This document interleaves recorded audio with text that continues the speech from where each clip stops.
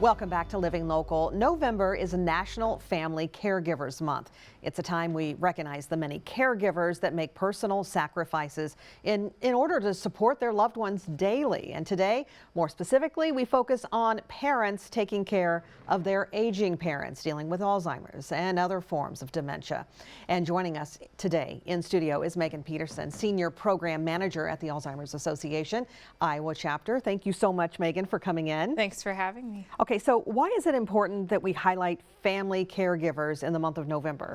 I think it's important to make sure that we remember to maybe check in with people who are caregivers or recognize the fact that people are caregiving in a variety of aspects. So specifically those caring for individuals with Alzheimer's or dementia.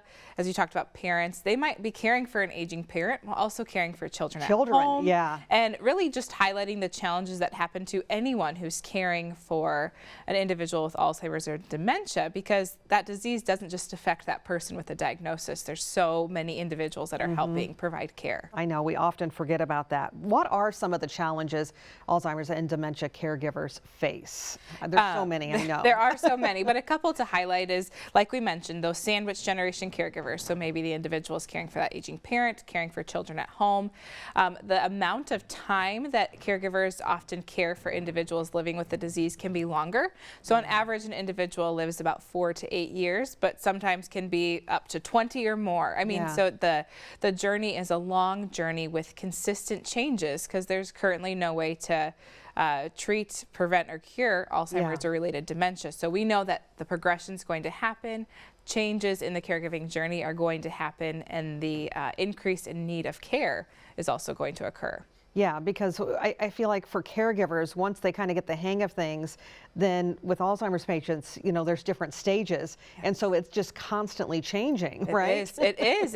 And to be able to know, okay, I need to now help with giving a bath. And I've never done that before, right? Or helping provide meals, making sure medications are taken, while also experiencing those communication changes from the individual with the disease, and maybe behavior and personality changes as well. Yeah, so as we enter the holiday season, there's just a lot of changes going on in everyone's lives, but especially for caregivers and those who are dealing with Alzheimer's and dementia. How can we navigate those changes? Because, you know, a lot of patients, they're really used to that routine, which is a good thing, but to change that and have breakfast at a different time can really mess up their day. It absolutely can. So we suggest working around the individual living with the disease, their schedule. Okay. So if they do really well in the morning, maybe instead of having a dinner, you have breakfast or brunch, or maybe simplifying gifts so it's not as overwhelming. If you have a really large family, maybe visiting in shifts so that it's a smaller group of people coming into the home,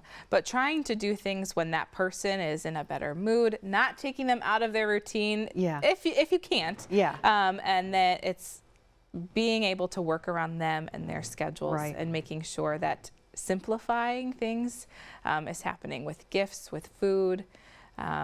And if you're a family member going to visit a care partner, maybe you can ask how you can help. Can you cook a meal instead? Can you get a meal catered? What can you do to help if you're coming to visit? Yeah, we often forget about those caregivers, like we mentioned before, and they're so busy taking care of others that they often forget or just don't have time to take care of themselves. So how can a caregiver make sure their needs are met too? Yeah, so asking for help when they need it, which is really hard to do. It is hard, yeah. So that's why if people around them recognize some of those warning signs of stress, we know that Alzheimer's and dementia caregivers, about 40% of them are experiencing anxiety and depression.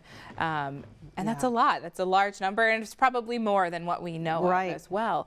So asking, how can I help? Or if you're going to the store, saying, I'm going to the store, what can I get you? Instead of let me know if you need help. For sure, I love that. Finding those little ways for us to reach out to those care partners. But as a caregiver, reaching out for help, joining a support group, talking to individuals who might be in similar situations so that you know you're not alone. Yeah, so tell us about some of the resources that are available at the Alzheimer's Association for caregivers. So here locally we have caregiver support groups that are meeting throughout the area. In addition to a social engagement program, we partner with the Bettendorf Library to provide an opportunity for those living with dementia and their care partners to come and have fun once a month. So this month we're going to be having a musical guest join us. Last month we made crafts. It just depends on the month, but it's a fun opportunity to come together with others in the same situation. And then education and support services. And actually on Saturday, November 12th, we're going to be having a caregiver conference at the Golden Leaf in Davenport to highlight the other local resources in the area. And we'll have 2 speakers, one from the VA caregiver program, and then Dr. Elaine Eschbaugh from University of Northern Iowa.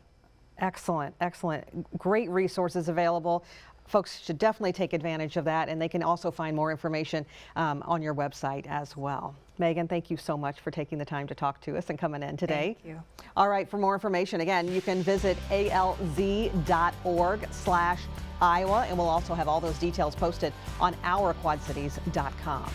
All right, coming up next on Living Local, learn how RE/MAX can help you navigate the housing market and hear about their involvement in the upcoming Hometown Living Expo.